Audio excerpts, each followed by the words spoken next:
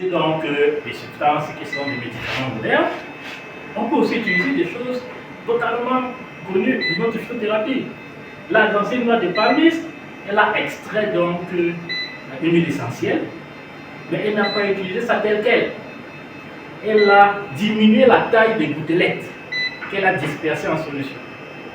Et elle montre dans son travail que la réponse qu'elle obtient est totalement comparable à celle des médicaments. Et vous voyez que nous avons produit des plaies sur les modèles animaux avec un instrument que nous avons dû créer. Il a un PhD en nanopharmacologie.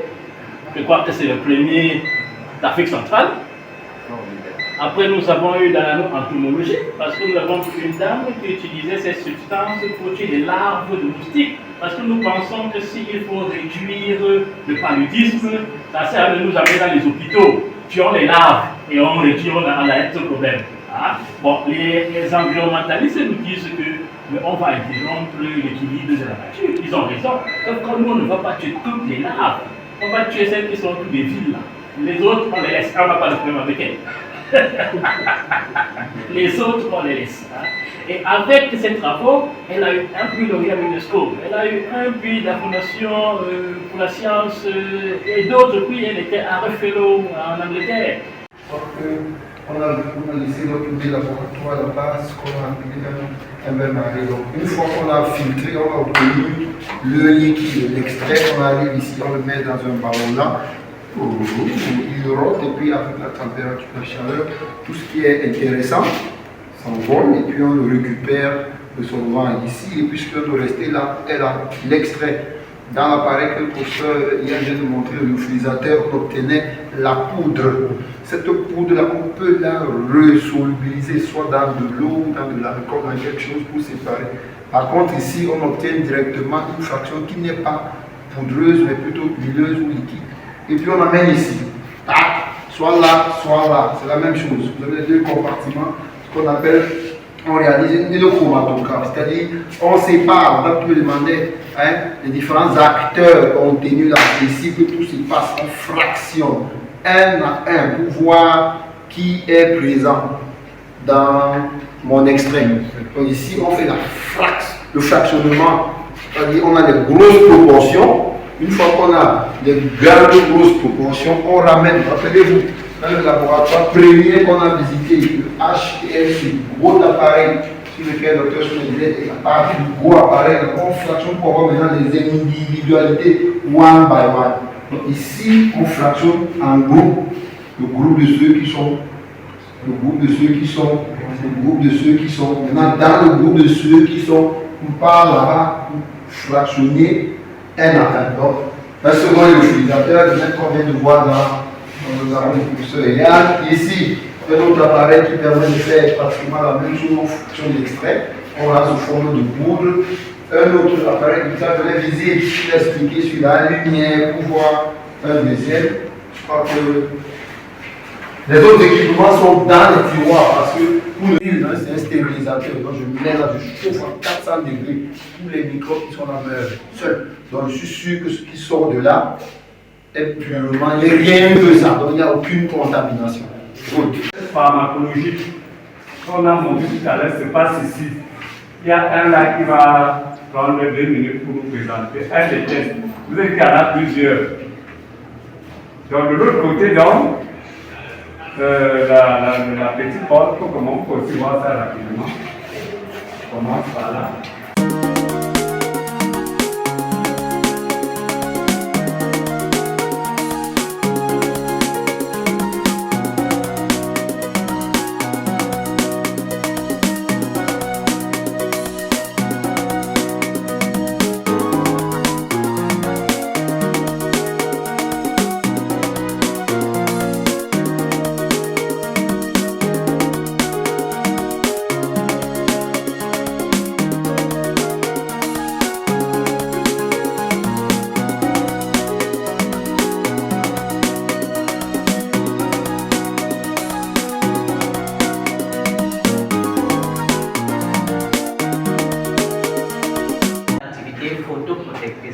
Parce qu'en effet, nous travaillons sur des rats, les rats de laboratoire, des souches albinos.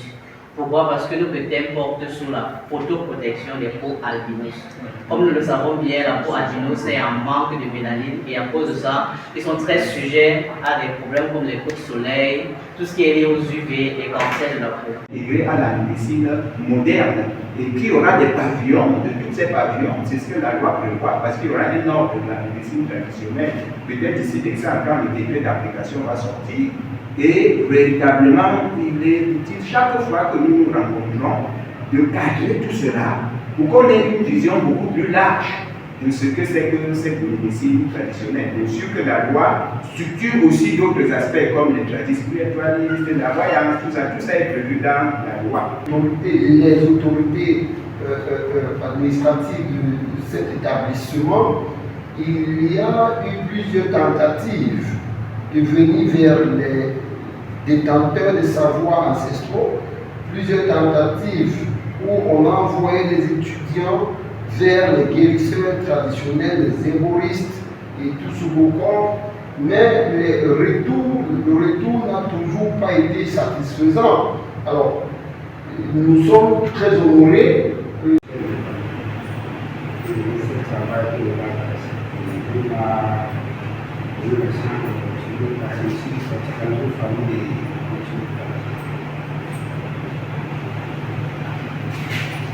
C'est le docteur Aboubacar Mariage, naturopathe. Je suis là pour améliorer les connaissances dans la matière des produits traditionnels.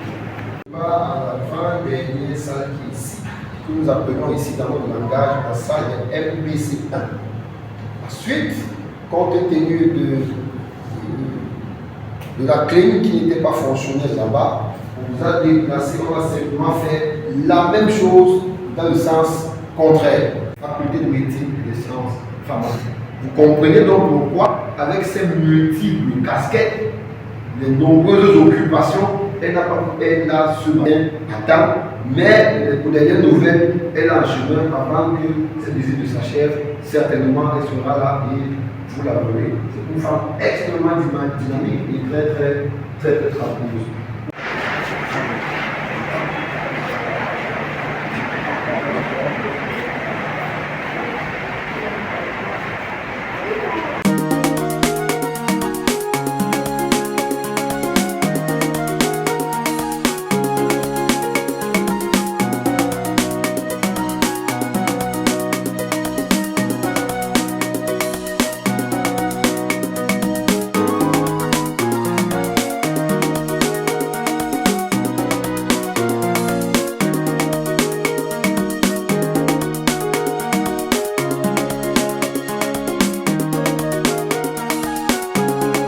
Des métabolismes secondaires plus élevés que si j'extrais par autre méthode.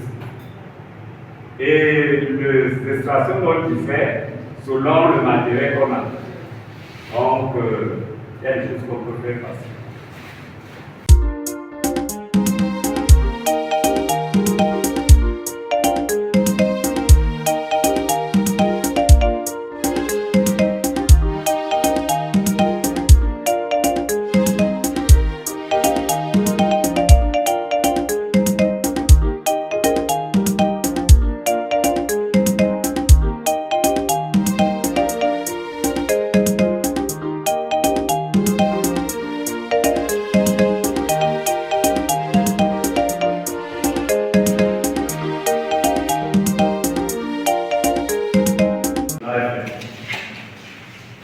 Si on passe vraiment la matière de la substance naturelle au produit fini, c'est-à-dire que les boucles là, la boucle là est finie, la pâte en barbe d'escargot qui est anti-cicatrisante est finie.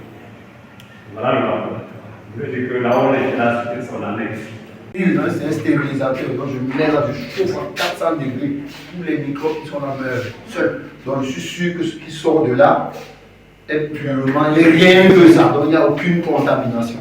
La lumière, et celle qui n'a pas absorbé, ça qui donne la couleur bleue.